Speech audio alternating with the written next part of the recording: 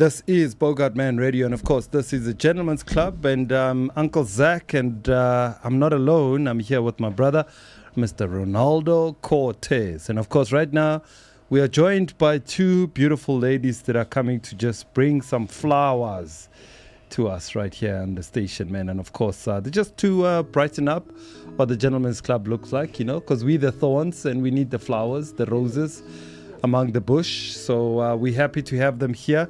They are from an organization called Get Informed Youth Development. And we're here to talk to them about who they are and what they do, especially for our townships. They'll tell us a little bit about it. So on my right is Candice Chirwa. She's a social worker. And on your right, it's Zigcine Manyama. She's a social auxiliary worker. She'll tell us a little bit about what that actually means. So at this point, good afternoon to you. How are you doing, Candice? Good afternoon, and I'm doing fine. You're doing fine. I like the song. Okay. Don't be nervous. We are very, very chilled right here. Yes. Welcome to the Gentleman's Club. Thank you so much for joining us. Thank you for having me. Yes. Yeah. Welcome. Please, can we bring your mic a little bit closer to you and just position it nicely?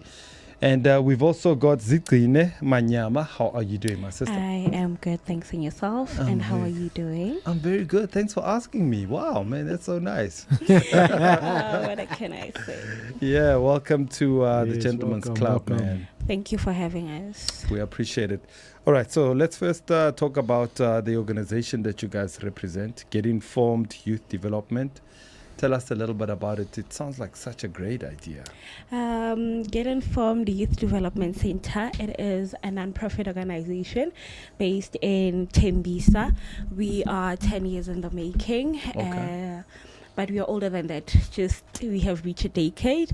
We are a non-profit organization that assists youth to link them to economic opportunities that are available. We also link them to business mentorship and incubation, because we understand that not everyone wants to work for someone, but other people want to start their own businesses. We also offer psychosocial support, which is counseling for anyone who's going through GBV. But not only that, we also offer skills development programs such as computer, early childhood development, forklift training, cashier training, and electrical wiring. The most important part is we want to have a youth that is independent. So not a youth that is dependent on someone, but someone youth that are solely depending on themselves and the skills that they have acquired. Wow. Sure. Sounds That's like great. a lot, man.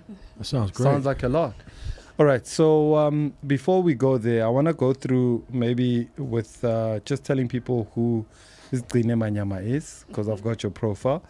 All right, so it says here that my name is Zigcine Manyama. I'm a social worker. I'm a dedicated, now underline the word dedicated. That's important.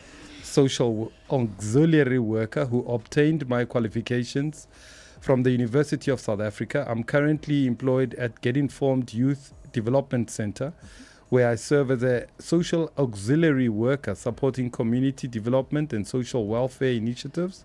In addition to my core duties, I also facilitate and mentor students in the aftercare and nutrition program, providing guidance, support, and a safe space for young people to grow and thrive. And of course, also, I've got Candice Chirwa, a proud graduate of the University of Venda with a Bachelor of Social Work degree. Currently, I serve as a social worker at Get Informed Youth Development Center, where I provide psychosocial support to survivors of gender-based violence and community outreaches to raise awareness and promote prevention.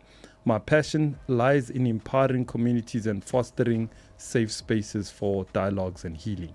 So that's a mouthful that you guys are doing. It is. And you're dealing with big problems here. Yes. And you're dealing with people with big problems. Young people have lots of problems. Yo, I don't wish to be young anymore. Hey, Wait a minute. hey, man. Hey, I've changed my You mind. changed that. That's quick. That's called wisdom. I'm like, the problems youth face today are Yeah. far more tougher than the times that we were facing. I think so. Yeah. I'm pretty sure so. So just tell us about the situation in where you guys are working. I mean, you're in Tembisa. It's a Ekasi, and townships have more or less the same similar problems. Unemployment, skills development is an issue. But what is Tembisa looking like at the moment? What I can say is that at the moment, Tembisa is more of crime zone. Sure. Because we are facing challenges wherein youth are sitting by the corners, they're not going to school or going to work, and what exactly happens is either they smoke or get drunk and they engage in physical fights with others. Others, they engage them in criminal activities. Like, we've got a lot of young people who are just sitting at home and doing nothing. Yeah. So that's why we're trying to empower them. Why did you choose that you are wanting to help young people? I mean, that's a tough people to try to help. Yeah, let's start with you before you give me your answer. Okay. For me, working at Get Informed made me to realize that as youth, we have a lot of issues that when we reach out to elders, maybe they think that we're just being rebellious. So working with youth has made me realize that we need that platform for youth to open up. We need that platform for them to express how they feel, because majority of them, we cannot just judge that they're not at schools because of their choices. Situations are forcing them to just stay by the corners and do whatever they do during the day. Sure. That's very tough, man. And for you, why did you decide that you wanted to be the hero? I've always liked making an impact on someone else's life. Yeah. That's why I chose the career in social work or social auxiliary, because I want to leave my mark. I want to say I have assisted that person. There's nothing so exciting like when you receive a message from one of the youth that you've assisted that they have found a job. It's like you have found your job by yourself. So it pushes you to help the others to say, you will also find, as long as I've assisted another person. So it's that matter of I have made an impact on my community. So I'm not moving far away from my community to go make an impact on someone else's life, far from me, but I'm making an impact in the community that I have grown up in, a community that I know and have loved for so long.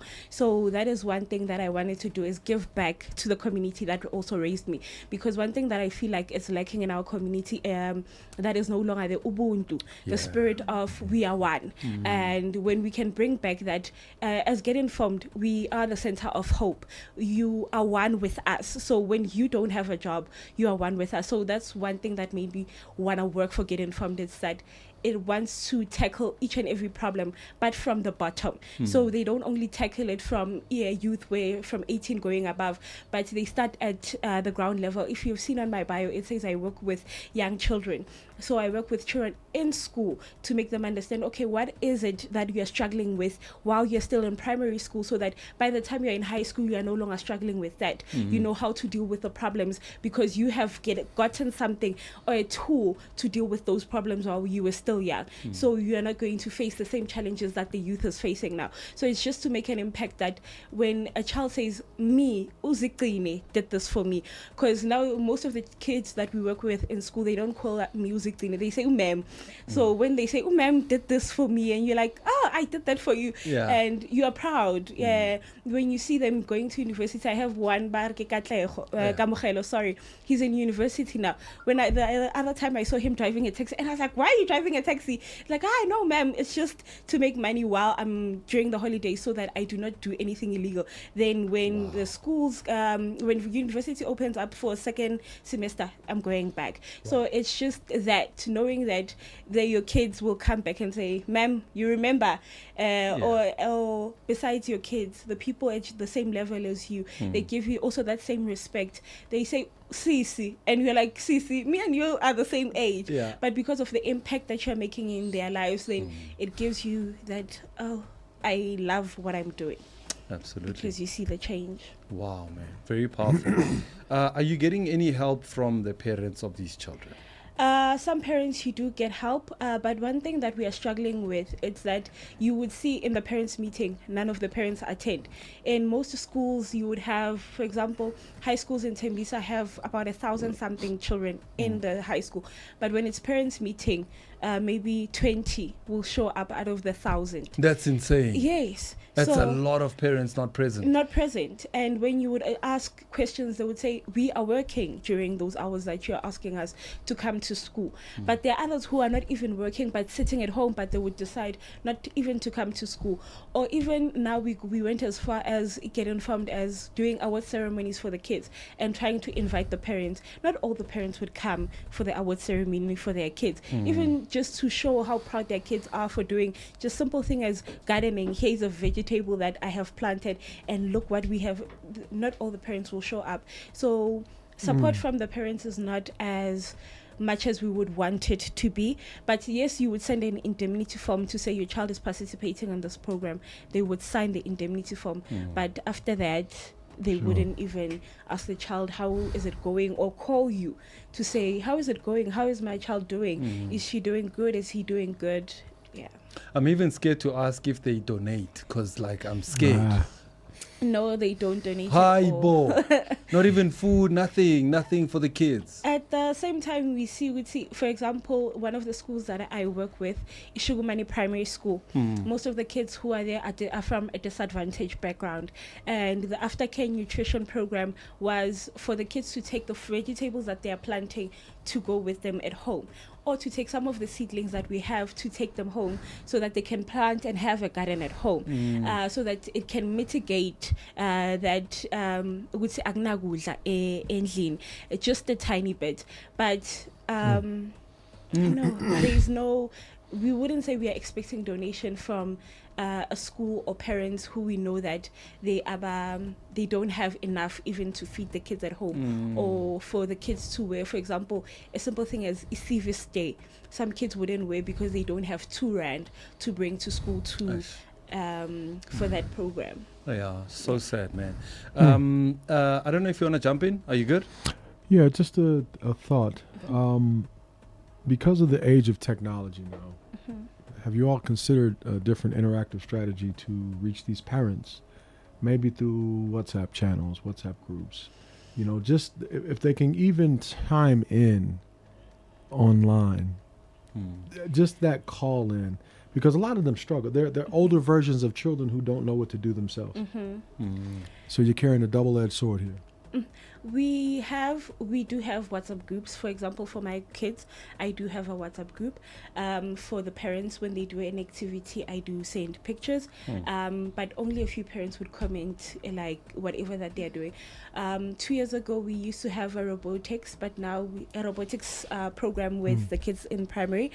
But only a few parents would still comment on whatever that the kids are doing. Other parents would not even comment while they see that their children built a robot and the robot is moving from one place to another place. Yeah. Only those parents, and the same parents who are commenting will be those parents who come for the award ceremony, but the others would not even pitch. So you ask yourself, how do we now motivate them to come if we are sending them pictures, we are sending them videos, but they're not pitching? So difficult. And of course, these are just obviously the areas where there's a lot of poverty, unemployment. You would find similarities of parents not being available, not contactable, not available, not reaching out, not helping. I mean, I've dealt with a lot of soccer teams in townships where the coaches would say, I don't even have socks for these boys. The parents don't come and watch these kids play, you know. So it's a real struggle. So you were saying that around adults, when you speak to adults and they say that you're being militant, or what's the word you use? Are you saying that elder or older people are just not interested in helping you guys? What I really meant was that I'm more focused on offering psychosocial support, which is counseling. Yeah. So you'll find that whenever you go through with the person or the client that is in the office, then you say, I couldn't speak up because whenever I speak up, my parent will say I'm being rebellious or something. Okay. They believe that youth, we act out, we are all about vibes and everything. They don't want to understand what is it that we're going through actually. Is it true though? Are they going through vibes and stuff? No, I Like, think is it you like know. just because it's, I mean, we were young once, we went through phases. Yes. Do you think maybe it's just a phase and what's trending? Yes, it could be that. But at the same time, when you look at the situation, maybe if I can take us back to maybe someone is a victim of rape, True. Now they want to speak out to their parent. What are they going to get when they respond? You are going out at night, what? So they can't open up about it. And one thing that I've noticed is that the more you keep something in you, it bleeds into something else, and then you act out in violent or you do something crazy just as a call for help.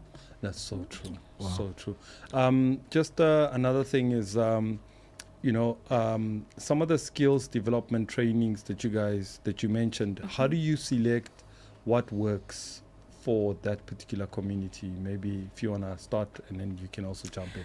Oh, the way that we select, it depends on the person what they want to do, because we do not want to say you are going to do cashier training just because we see that you want to do cashier training, but at the end you don't use the skill. So it is you telling us, this is why this is what I want to do, this is why you want to do it. Maybe I'm going to open up a business if I do electrical wiring.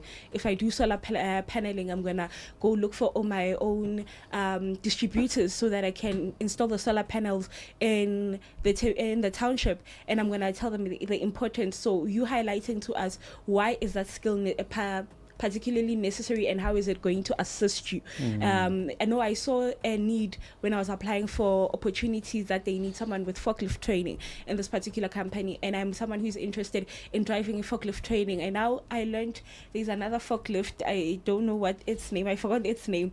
So when a person says, okay, I want to drive this one, and then from this one I'm going to move to that bigger one, when I remember the name I'll say it.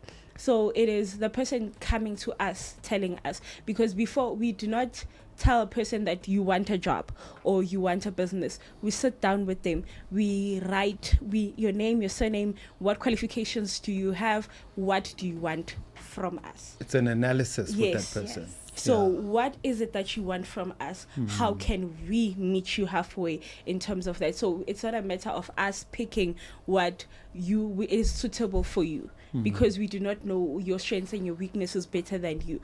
But there are times when we now get to have a workshop with you, it makes in terms of us now saying, okay, you said you wanted business mentorship and incubation. How about you start with having a mentor first, then you will see how it is like to run a business, or how it is like to have a business. How about you be under someone who has a business before you say that is what you really want. So it helps us guide them a bit better. Absolutely. You want to jump in? To add on that, when in terms of the victims or the survivors, if I may say it correctly, we usually check, okay, you are the survivor, you are staying in a relationship wherein you are being abused. Why are you staying? I'm not working, I don't have a skill. The person who is inflicting pain on me is a breadwinner. Okay, here are the skills that we have. What is it that you are interested in? You yourself will choose. And then once you have chosen, like she said, then how do you think she's going to help you with the situation that you currently have? Are you going to go out there? Are you going to move out and then you start your own business, or you're going to use the skill that we gave you to look for a job and then you start fending for your own self without benefiting from the person who is currently abusing you? Yes. So let's look at the level of maybe violence in the country that you speak of. Who's the biggest? Who's the perpetrator? Oh, that one is a difficult one to answer, but I would like to start it that women, we are mostly instigators of the violence. No. Yeah, we are, for example. Wow. You didn't just say that. You said it. Okay. In a way, to explain myself, in a way of we make you feel less of a man. That's so true. You understand, we tell you these words that we know that are going to hit hard. And you as a man, mostly you do not speak, but you act out. Yes. But we women, we speak whatever that we are. You provoke the guy. Provoke. Eish. We provoke. The more that we provoke, I know if Gohata Konse. Yeah. And then, you'll feel the pain. Hey, my mother used to do that to my father. You would wake him up at 2:00 in the morning. The guy was drunk as crazy, and then I would be listening in, like provoking him, like telling him how useless he was. So you're quite right, actually. And to add on what she's saying, as much as we're instigators, we are also emotional beings. The moment go khatile cons and then you react, now I go out, I start crying, and obviously I'll get attention. Now they say men are perpetrators, while I started everything because I knew I'm at an advantage. You two are dangerous. Yo, I haven't just- heard this view from women because never heard it. because we were watching the Purple Movement, and everything we heard was just women standing on one side, pointing fingers at the men, making us all look like and seem like we Monsters. are useless Yeah. and monsters, that we are not doing anything about it, that we are not telling our brothers and our brothers to stop hurting women. Meanwhile, you ladies stand here or sit here and say, actually, let women also take responsibility. Yes, we should. Both sides should take responsibility, because when we can say only the women should take responsibility or only men should take responsibility, it does not work that way. I would speak from a child's perspective. A child is an empty vessel that is filled by both parents. Sure. And when all people are surrounding that particular child, whether it's male or female, if the child sees the dad speak to a mother in a certain way, they will adopt that that way that the dad spoke to a mother. If they see a loving father towards the woman, towards, you are not going to do that to my wife, that's what the child is going to adopt.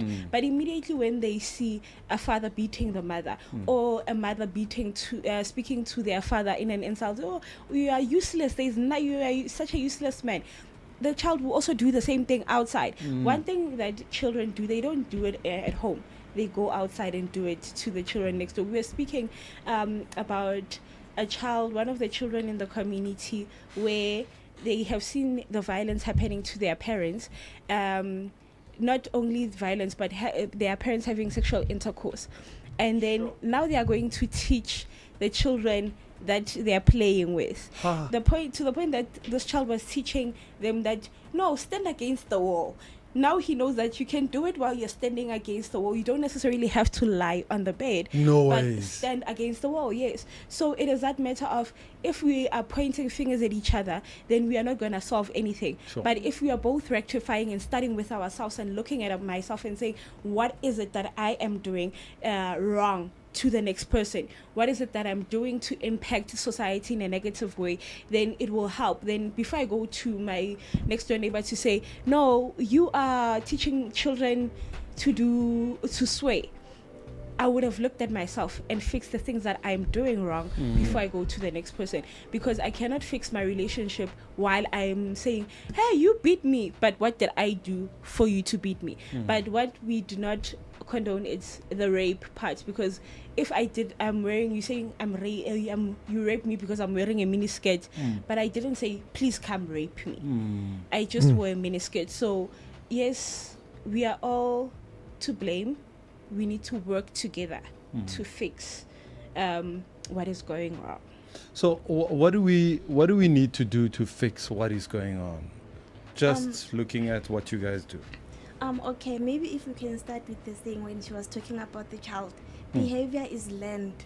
So if me as a mother, I've got a baby at home or a son at home, and then I allow to be abused, or I abuse my partner at home, my child is learning, and behavior can lie dominant for a while and he can react at a later stage. So if I can allow the abuse to happen in front of my child at home, it means that he will never stop gender-based violence, because he is learning. As much as he's learning, he now knows that, okay, it means loving someone means beating them. It means loving someone means swearing at them. So when they move to their relationships at a later stage, that's the love they know, that's the love they learned at home. So maybe if it can start with us, the survivors or the victims, wherever we are, that it stops today. If I admit that I am bleeding, let me not bleed to the other person, but let me find help. That's why I've got social workers, psychologists and therapists. Find help so that you do not bleed to the next person. Because what I've noticed while dealing with the survivors is that gender-based violence is like an transmittable disease. What? As much as I am being abused now, I leave the relationship. I was being abused. I leave the relationship. I'm now dating you, Sipho. I have those defense mechanisms that I have been abused in the past. Now I'm gonna use that on you. And when I get to you, I'm starting to abuse it because I've got the bad experience. We break up. You have also contacted that behavior that I had when I was with you. It's now a continuous thing. So it starts with us as victims or survivors.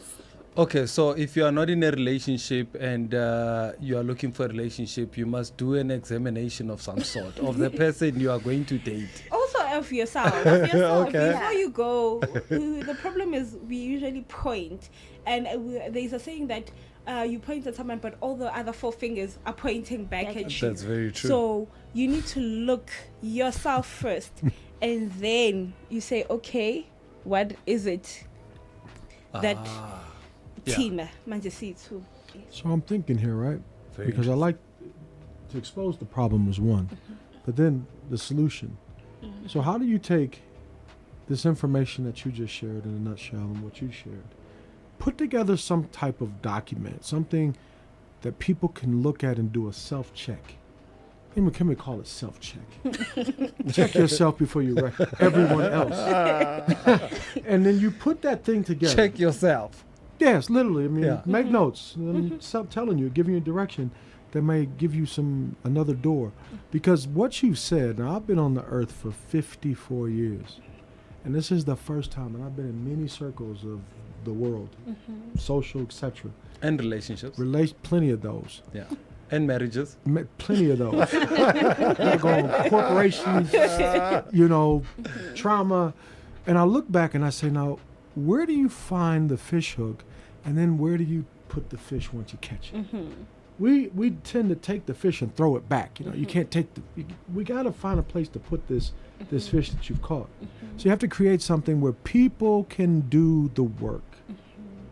Now that might be a secondary thing for y'all. I don't know, maybe an entrepreneurial endeavor. But I'm telling you, what you've spoken on is raw. It's real. Uncle Zach, I haven't heard it from anyone. I haven't heard it. Except for in counseling sessions, whether Yeah. it be giving them or receiving counseling. Absolutely. That's powerful what you told And us. I've never been in a relationship where I had to ask myself if there's anything wrong with me. we don't. Well, you know what we do. It usually happens when you get that bottle of Jack or something. Yeah. And you're like, you did this, and it's a real storyline. People make movies out of it. Like Tyler Perry made millions on these stories. Yeah. That's very dangerous. We don't need to glorify suffering. Yeah. And you two have spoken on something that is absolutely putting a solution into the base. Absolutely, man. All right, ladies. We want to bring in one of the ladies that is with you, Fortunate Mokoena, to join us in the next round of our conversations on here. She's going to join one of our guys, Chirwa, who is also a trained counselor as well. So he's a guy. He'll come from a guy's point of view, and then we'll just have the conversations with her. But your last words to the young people. Kitizemba, they're going to be drinking like crazy, like fish.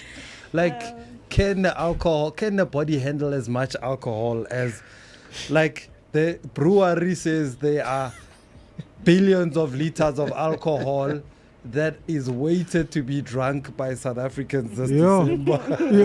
Are the livers ready? The first thing is to be safe.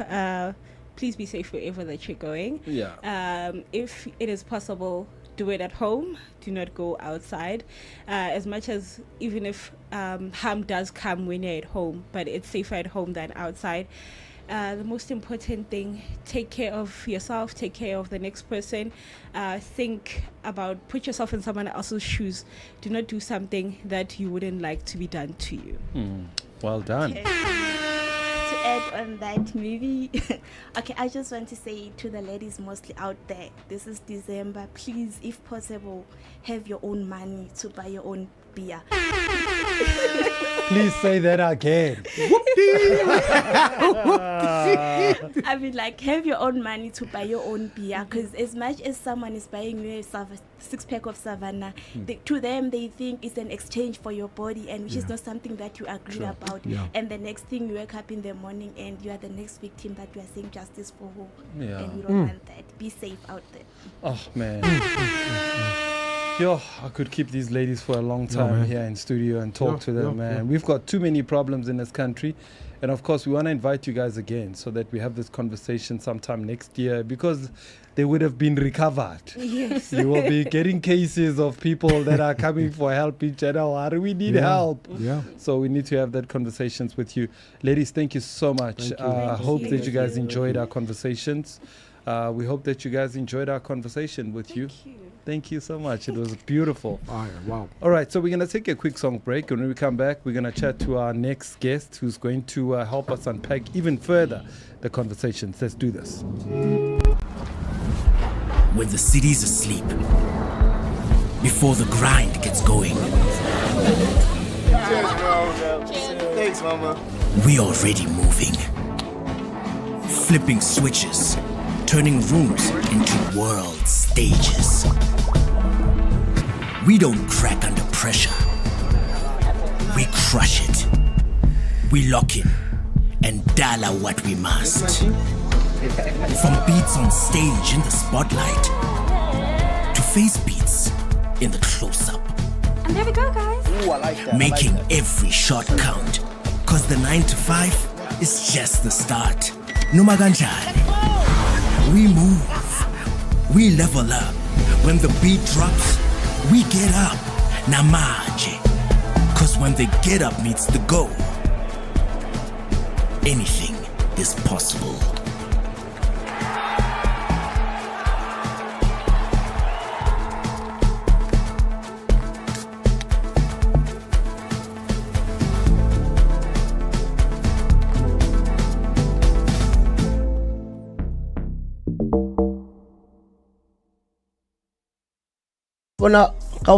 Like everyone who says that thing, DJ Maporisa or someone else is robbing me, what.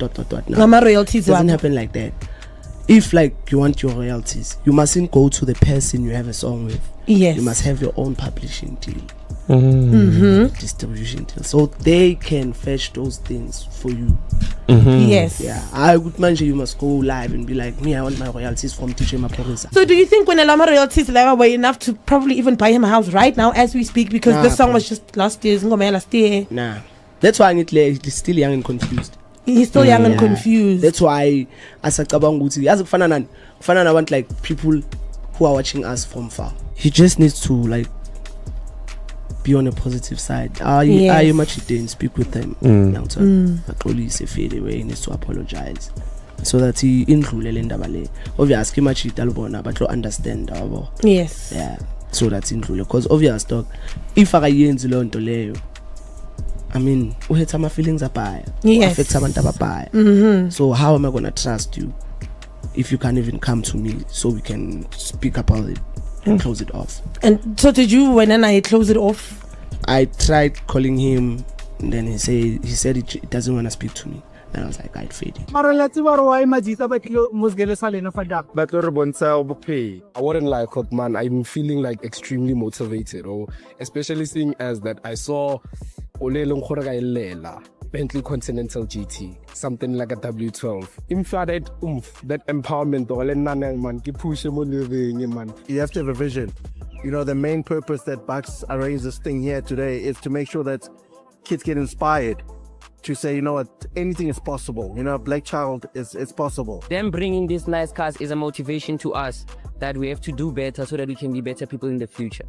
Because we had that thing that we wanna leave school because it's hard, but then after this cars, there's no that thing for us to we have to work hard. Yes, you see us and it looks like it's fancy.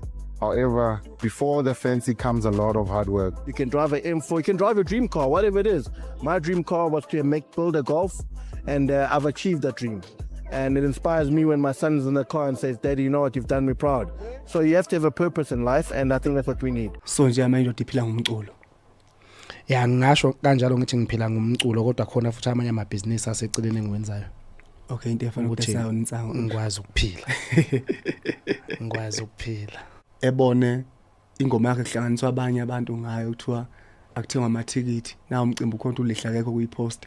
Ukujwayelekile kakhulu kuyenzeka nje ngeke ngibone nabanye sebenza ama videos sibona ayibo kudlala ingoma yakho la kanti ukhona kanti ukhona ngithi haya ngekho mina ngazi wakwazi ukuthi kunomcimbi uyaphusha futhi ngiyanxusa nje nabantu ukuthi beqhubeke impela belekelele. Abacula abaningi bashama amamiliyoni bathenga imoto vele kalihle ipakile nawo la ngaphandle nanti imiliyoni salibona la uhamba nomagumeto uthi umenyisa umtsholo. Hayi monta ngayithenga. Waganwa ngayo imali. Ngaganwa ngisakhombila ngagana. Here is a free platform, a pan-African platform. Yeah. It gives you education. You network with these people. You do the links. We introduce you to funding opportunities. We introduce you to the organizations that you can't reach by yourself. The young people, I don't know, for some reason, if it's not a party or a DJ involved in a live performance, they don't want to come. You know why masterclasses and workshops are very important? Because of the information. It's the attitudes of the individual, my brother. Because you did not get help at that one, at the first one or the second one. I put it all on you because you didn't ask the right questions. At the masterclasses, they don't ask questions. Let me make an example. Ron's house has been repossessed. I'm not saying I'm a billionaire, I'm a millionaire, but there are ways that we can open doors for you, for you to make money. And there's no small money in this world. Every masterclass is a free educational empowerment platform, you know. It's designed for African creatives, entrepreneurs, and professionals in the arts and the media space. But what sets us apart is the holistic and practical approach in delivering the real world knowledge with industry leaders, which you can touch and ask questions, network with, because everybody who's going to be there, we've asked them to say, block out your day. The youth want to talk to you. The youth are eager to come and suck knowledge from you. You know, that's why even this year we've shortened the panel, and the Q&A time and the networking time is a bit longer. In about 30 years time to 40 years time, I think everything is going to be robotic, because even now with movies. Shout out to Bogart Man Radio. And of course, Bogart Man is 25 years old. And of course, this year we've been giving away lots and lots of prizes. And shout out to everybody who has been winning all sorts of gifts and prizes and all sorts of stuff. And of course, we continue to shine the light on what we do as Bogart Man and as well as Bogart Radio. And of course, this time around, we've got another guest who just joined us in studio. And of course, let's not mess up with your look and feel, right? Let's do this thing. And of course, right now, Fortunate Mokoena joins us. How are you doing, Fortunate? Good, and yourself? Good. Thank you so much for joining us. And we had your colleagues earlier on telling us about who they are and what they do and that stuff. I want to also do the same, just to tell everybody about who you are and where you're from and what it is that you do. Fortunate Mokoena is a dynamic and results-driven job readiness facilitator and placement officer with over 3 years of experience empowering youth to succeed in today's workforce. With a proven ability to deliver engaging workshops, training programs, and one-on-one coaching, she focuses on building employability skills and confidence and career readiness. So let's give a big shout out. You have got one of the biggest jobs in the country. Do I? I think so, because a lot of young people firstly finish high school, choose a career to study for at varsity, only to find that when they finish, their job is not there. Exactly. The employment is not there. True. They've chosen the wrong career that they hate, and now they come to you and they say, we can't find jobs. We don't have the skills. I dropped out because I had chosen something that I don't like anymore, and now I'm here. So that's why I think you do a good job. Do you think so, though? Or not really? Am I? I'm doing my best. Okay. Let me just be modest. Yeah, let's be modest. Okay, so tell us about what you do and what makes it, why did you choose the kind of things that you do? All right. Good afternoon, folks. Fortunate Mokoena here, placement officer and facilitator for Get Informed YDC. I'm a life skills and job readiness facilitator. So usually whenever they come through our youth, we profile them. As soon as we done profiling them, probably maybe engage with a life skills and job readiness workshop for 2 days, right? That's like our compulsory workshops. Then afterwards, this is where now we get to probably maybe link you with economic opportunities that we see fit from the profile that we did with you. Then afterwards, as a placement officer, I go out to stores, companies, and then see how we can engage in terms of building a relationship to employ these youth that we have, or candidates. Wow. Yeah. Okay. I like what is written here. It says a dynamic and results-driven job readiness facilitator. underlying results driven. So how do you go about it in making sure that the kind of young people that you place them correctly and to help them make sure that they apply? Because now you go out there, you speak to companies and you say, I've got these young people, and these young people go for those interviews and some of them fail. Exactly. Do you then review and say, where did you go wrong, that kind of stuff? Exactly. So what we do is we never really let you do things on your own and just leave it at that, saying that, okay, you found a job, then our journey with Get Informed and you, it's done. Usually we would come and check up on you, how are you doing, talk to your manager, just to sustain that relationship with the company and also with the candidates. So that even if the contract gets to, reach its ending season, you probably have that thing, I'll come back to Get Informed just to look for more opportunities. So yeah. So tell us about what is the situation like, especially when it comes to unemployment among young people? Are things as bad as they say they are? And are companies looking to employ young people, especially AMA 2000? Because we know, you know. Yo, it's bad. No ways. I'm not gonna lie. It's really, really, really bad. I'm just gonna put like a scenario in place. So we usually have scholarships for skills programs. This is like your wholesale and retail, cashier training, maybe sometimes forklift training. We probably would reach out to our candidates saying that, come through, apply. Afterwards, you will probably enroll for the skills program. Then you get a certificate. Mind you, the attendance will just drop from nowhere. And this is a skill that we are offering for free. So it all starts with our youth not being really motivated enough to grab on the opportunity and probably maybe make something out of it. So I feel like also we are, as youth, counting myself, we are contributing to that unemployment rate, since we are not showing up whenever probably maybe there's organizations like Get Informed trying to assist. So also we have to look at ourselves. Not saying that I'm blaming them, but it all starts with us more than anything. We can't always look at the government and say, hey, they're not providing jobs and all that. They have bigger things to worry about. Not saying that employment or unemployment is not a bigger thing, but it's been going on for years. What is it that we are doing as youth to make sure that we upskill ourselves so that we don't really depend on the government? Because we have seen in the past that depending on the government doesn't really work for us. It's a bad strategy. Yeah. It's another thing. Yeah. But do employers want to employ these young people? The 2000s, we do. AMA 2000. Our biggest stakeholder that we are working with is Jumpstart. Okay. So usually it works with a lot of retail stores. So it's more like a retail hub. This is your Mr. Price, your Miladies. I think She Street is also there. Spa. So yeah, Jumpstart is one of our biggest stakeholders that employs hundreds and hundreds of these youth.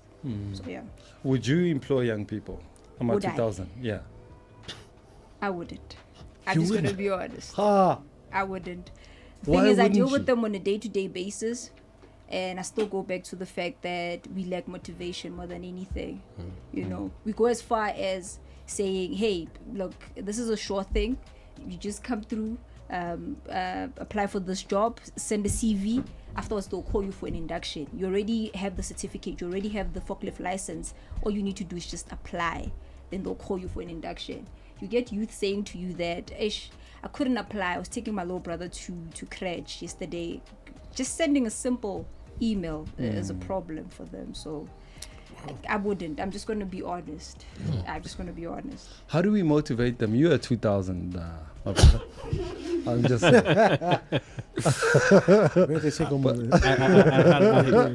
I definitely had a feeling that was going to come up. But yeah. Honestly, I completely agree with what she's actually saying.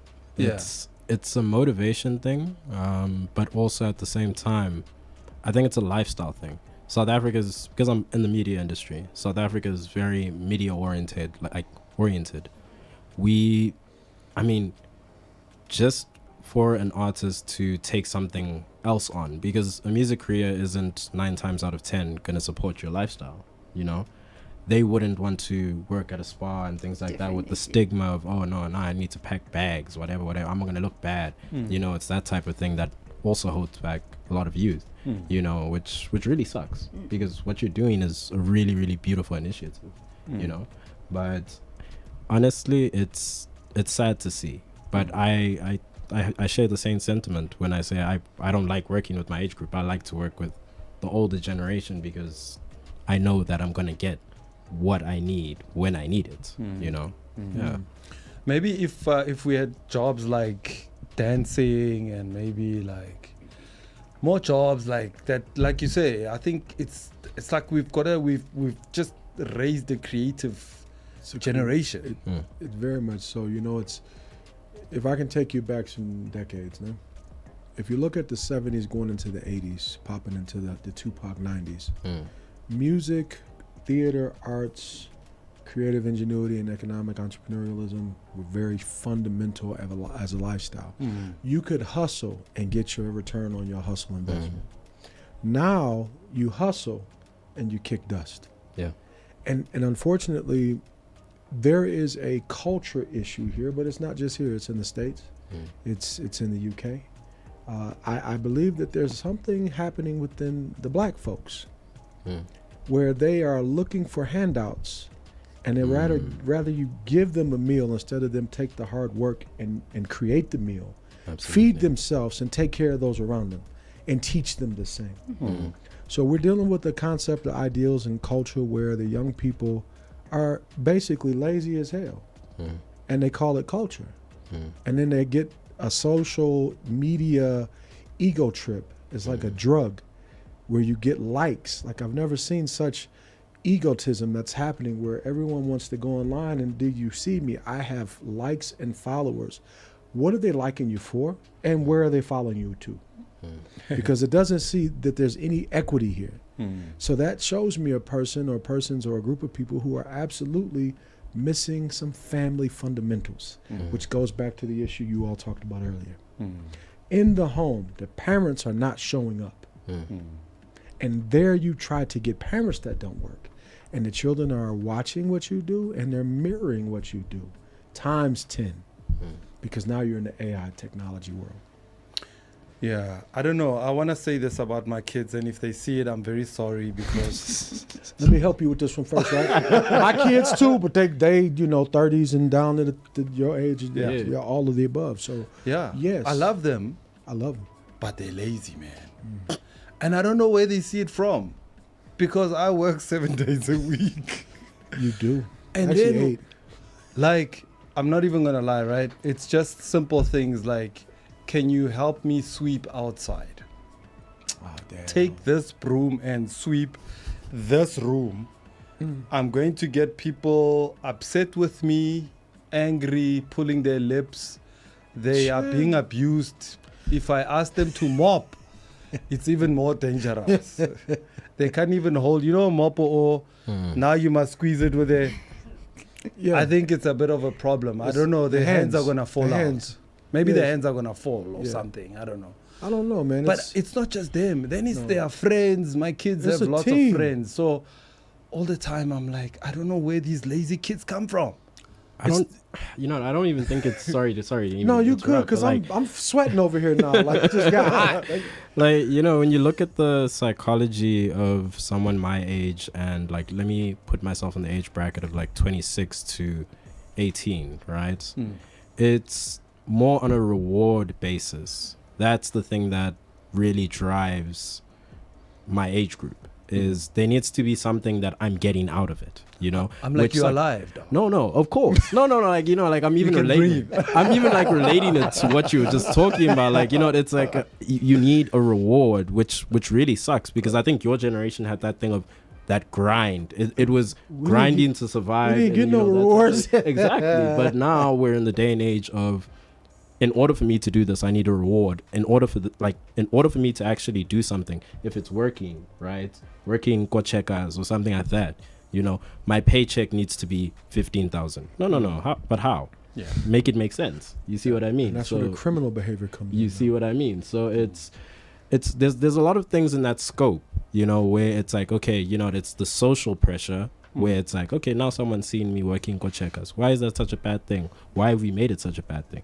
Now it's I'm sweeping the yard, right? Okay, but what am I getting out of it? No, firstly, it's your home and it's clean. You know, that's the reward, but it's not seen as such. It's seen as no. There must be hard payment. labor. There must be there. Which sucks, but I get You it. must pay me, and I want what you make. No, I mean, I completely understand. I completely understand that. I keep reminding them that I don't have money. You do. Because they like take my money. Babe, that's parenthood. I gotta keep them alive, and I must still reward them. It doesn't stop. We will die with this too. Just to also support what he's saying, just to introduce another topic which is sort of like irrelevant to what we are talking about.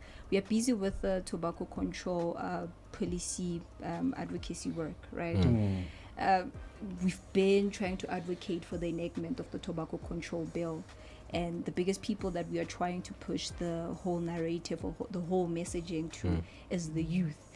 Before they can even sign the petition for the enactment of that bill, they'll ask you, what is it in for me? What will I get out from this whole thing, in a way? So that's the biggest thing. Yeah. Because that's one of the biggest projects that we are pushing at Get Informed, advocating for the tobacco control bill to be enacted. And what does that mean? So we try by all means to get government to enact the bill on tobacco. So the biggest thing that we are pushing right now is to get the portfolio committee on board to adopt this whole thing as an agenda, the tobacco products and electronic delivery systems control bill. To adopt it as an agenda so that they influence the executive to influence the enactment of the bill. Also, the biggest thing is we want the MEC to sign an MOU, just saying that she is willing to meaningfully engage youth in these tobacco control processes, because the biggest consumers of tobacco control is youth, big more time. than anything. We have advertisements targeted at youth more than anything, right? So we try by all means to make sure that we get that bill enacted by probably maybe 2027 in June. So yeah. Maybe, because youth love money, right? Yes, they do. So maybe we should do a cost breakdown of what it costs you per day to smoke. Exactly. You do a breakdown of a cigarette costs you 5 rand to smoke. And you compare the cigarette to a loaf of bread, compare it to milk, and you say 4 cigarettes equals milk. 4 cigarettes equals 5 liters of water, bottled water. So you can't say there's dirty water, because you could actually don't smoke 4 cigarettes and you can buy 5 liters of water. I don't know, maybe like things I like love that. Say a McDonald's burger with your girlfriend is 40 rand. Maybe, let's say, I don't know how much it costs. I haven't had it. Okay, maybe it's a cheeseburger on its own. Like, you can go on a date. If you stop smoking for 2 days, you can, I don't know, like some crazy stuff, because you need a reality check. Shock stuff, because otherwise they don't see it. They don't get it. See it. Which is true. Some of the strategies that we've put in place are not really working. In terms of mobilizing youth to support this movement, we are failing dismally. At this moment, we don't even know what to do anymore, because they are the biggest consumers more than anything. One thing, one thing I'm about now is kind of the clean fun. I'm trying to implement that in music and everything. So I mean, I've been doing coffee raves. There's a new spot that just opened up in 4 Ways where I will play I haven't played in a minute there, but on a Saturday morning, cool, people go for a run and then come have a groove, have some coffee, that type of thing. And I see it's a really, really big wave overseas. Maybe you could like implement that into kind of the way that you're going about it. It's clean, fun events, so involving your big artists and things like that, but it's a during the day thing, because you have to take it step by step. I meant breakfast thing. Yeah. Like a walk, a run, and then they have tea, coffees, and fruit. Yeah. And you don't go until 6, because after 6 now they want to drink poisons.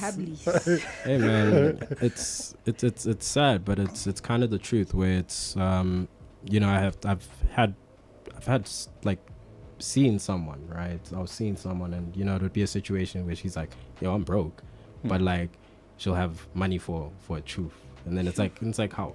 That's okay, crazy. so it's like, yeah, you're crying and saying I don't have coin, but now you have a new truth, you have a box of cigarettes, and it's like okay. You see, said now a it's- tooth, right?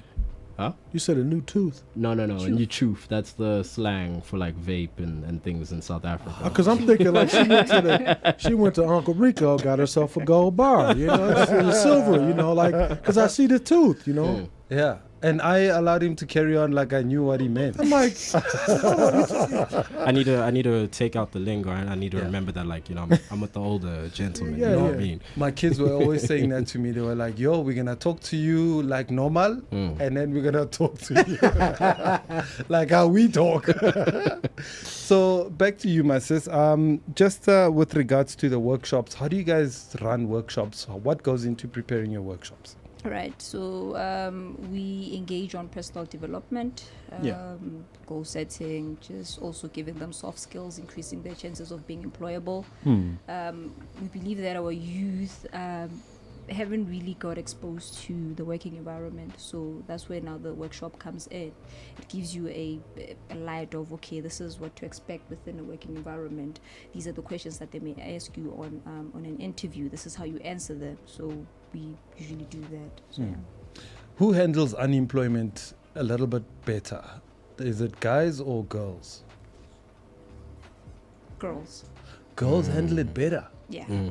How so? I'll just make an example. A lot of times when we host these workshops, we never have guys come into the sessions, right? We usually host it for 2 days.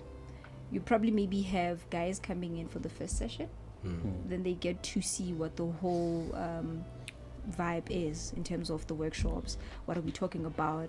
Then they'll be like, okay, so after the workshop, is it a guaranteed thing that I'll get a job? They're always looking for what is it in for me, right? It's a journey. You try to explain to them what it's a journey. Afterwards, we'll probably maybe enroll you for skills development, probably maybe workshops or training. They'll still tell you that afterwards, will I still get a job? So they want a sure thing. After the workshop, will I get a job? Right, so ladies usually come to the workshops and they make sure that they finish the whole 2 days. They still come through whenever we invite them to, you know, apply for job opportunities or skills training. And who retains the job better? Is it male or female? Females. What? Still goes back to females. So what's going on? Like, are the guys like just not interested in keeping the job longer? I'll blast my own brother here. Okay. My little brother. Yeah. Okay, please do. Little brother, are you listening? I hope he's listening. Here, I'm here. One thing about him, he wants a job that will be, how should I put it without sounding like 6 figures. 6 figures, I'd say that, right? It's a journey more than anything, right? We find you jobs that are entry level, right? I remember, I think this year, I wanted to enroll him into a solar installation training with one of the stakeholders that we have in Skills Artisan. He didn't want to do it because he was like, nah, I don't think there's any job market for this skill. And I was like, what do you mean? We are living within an era of load shading, so you don't want to do solar installation training. It doesn't make sense. So it goes back to they lack motivation. It's almost as if I want it now. If I'm not going to have it now, what's the use of me doing it? Are guys like us, the older guys, putting pressure on the younger guys? Meaning the younger guys are probably thinking, I'm working for peanuts and I can't maintain the relationship I'm with the girl that I'm with, because the older guy will come with his BM and he'll give her 5,000 for the hair and 2,000 for the nails. Goddamn, you know, so I can't be working for peanuts, man. That should serve as an inspiration more than anything. Inspiration, right? Exactly. Right? Okay. I like that. I believe that the older guys have done the work, back in the work.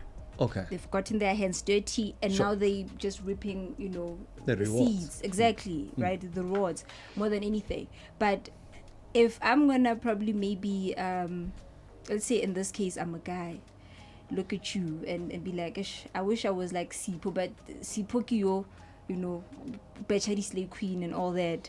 I don't do that, by the way. You know, bad example. But you've done the work. Yeah. You know, also age could tell that you've done the work. Sure. We're not the same age. So why should it be pressure? It should be pressure if probably maybe it's coming from a 2000. Sure. Or, okay, this guy is driving a Benz and with the same age. That's pressure. That's true. Exactly. Yeah. So absolutely.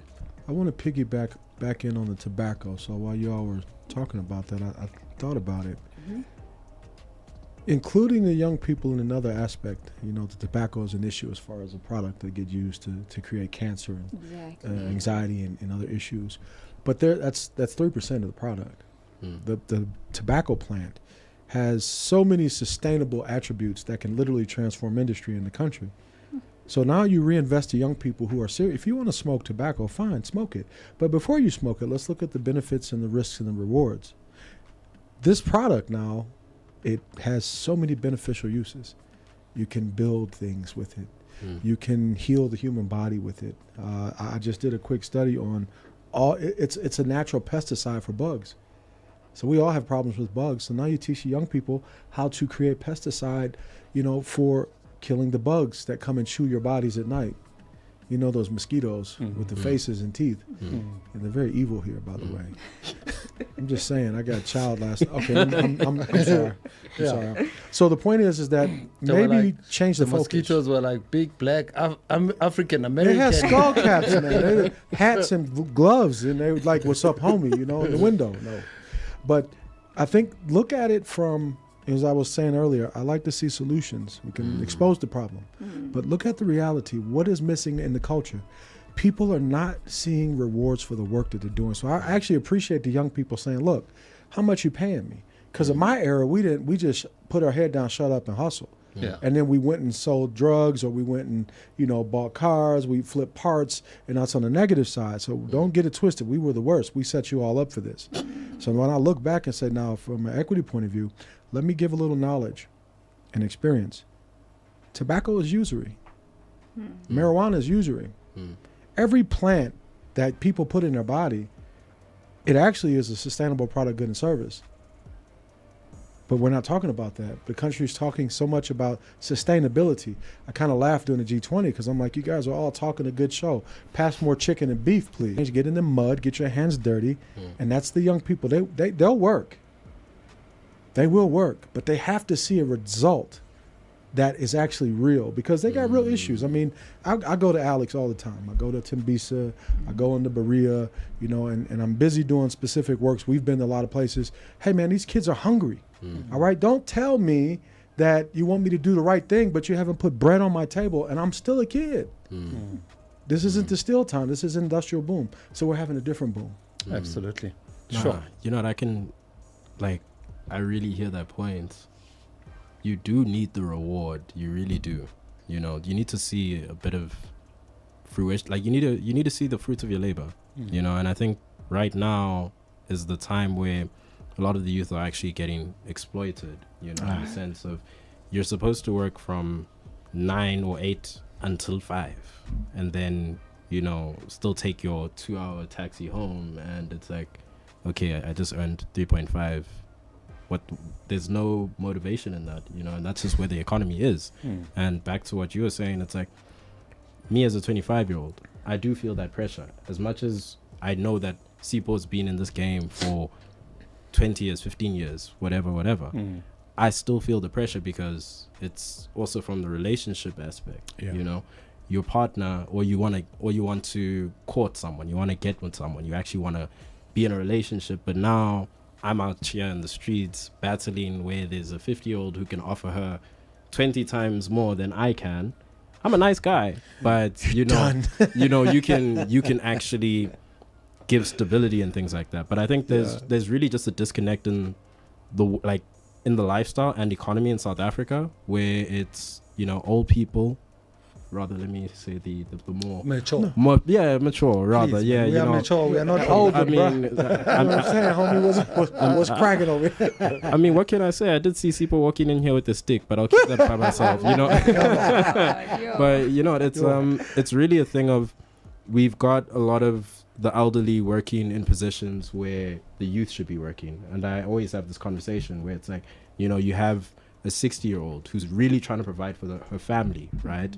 But she's a bagger, go spa or something like that, you know. So there's a real flip in the economy that, you know, that really needs to be sorted with government help, you know, because I think there are people that want those positions. There's that small percentage that has that thing of no, that's not enough for, you know, the lifestyle I want to live. There's people that are hungry out there, but there's really no jobs or spaces for them because the elderly or the more mature are hogging those positions. They're gatekeeping. You know? Yeah.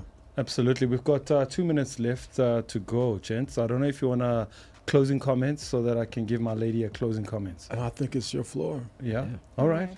I have nothing much more to say. Just can we as youth not really feel entitled to many things, right? I feel like also one of the things that is destroying youth and us probably maybe reaching whatever we want to reach, we have a sense of entitlement. If we let go of that and try to upskill ourselves and make something out of that skill, we could make wonders for South Africa in a way. Absolutely. So, yeah. Absolutely.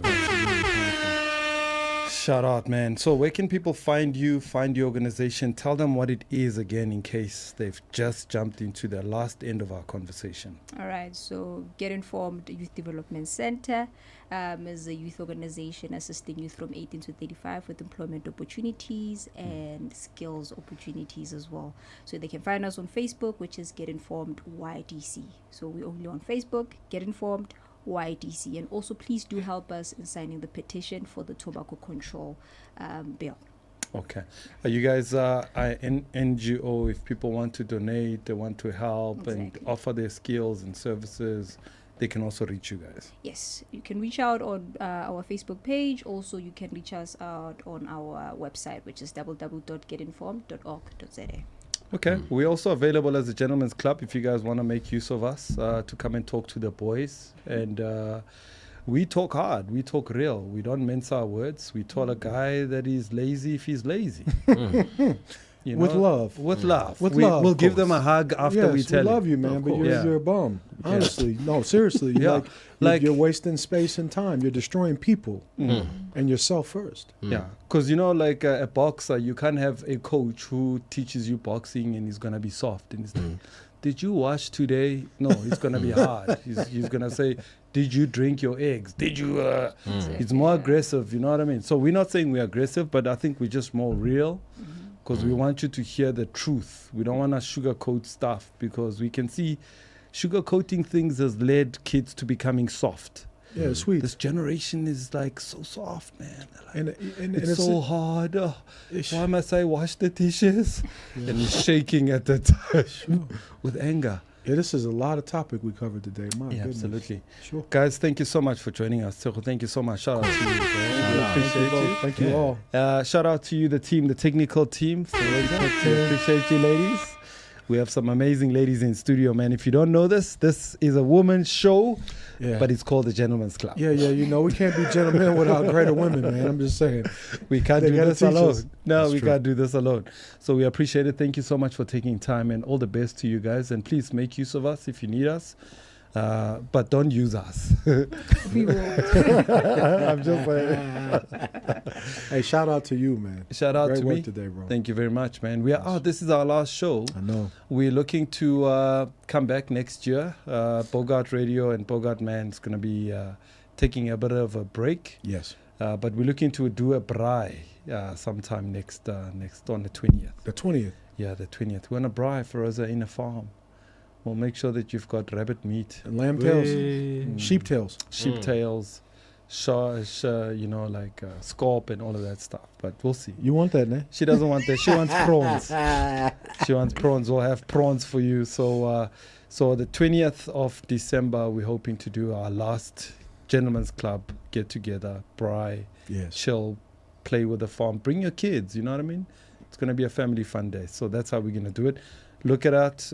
It's going to be posted on our socials as we go along. So thank you very much to everybody who's followed and supported the Gentlemen's Club this year and have given us their ear and eyes and spent their data watching. We appreciate it very much. So a big shout out to you. Thank you all. Yes. Shout out to the big boss, Ronnie, for giving us an opportunity as well. Shout out to the leadership management team here at Bogart, man. We appreciate the opportunity. Yes. They've dressed us up so nicely over the past couple of months. Yes. We've been looking good on camera, except for today. Actually, I'm rocking and ready, man. I'm here. I'm repping. All right, I see you dripping. All right, so this is how we come to the end of our show. We appreciate it, man. It's been an absolute amazing year. And all the best to everybody, man. Shout out to South Africa. You're a beautiful country. You hosted the G20. You did it without even... South Africa hosted the best World Cup in the world. The best cup. Yes. Soccer World Cup and ever. This was the best G20. Yeah, best G20. We are the kings and queens of everything. We dominate in everything. Ask us what we dominate in. We dominate in That's it. right. That's true. Sports, soccer, entertainment. So we are the best country. We are the Garden of Eden of this world. That is true. Absolute facts. We've got the best location in the continent. The best location in the world. Yes. Yeah. So we've got the best address. You know, South It's the Africa. best house. That's true. It's the best. Yeah. All right. So shout out to South Africans and foreigners. And the illegal ones too. Yeah. We look forward to seeing you guys go We out home. here. Yeah. All right, man. We're signing out. Here's some beautiful music right here. And this is how we say goodbye.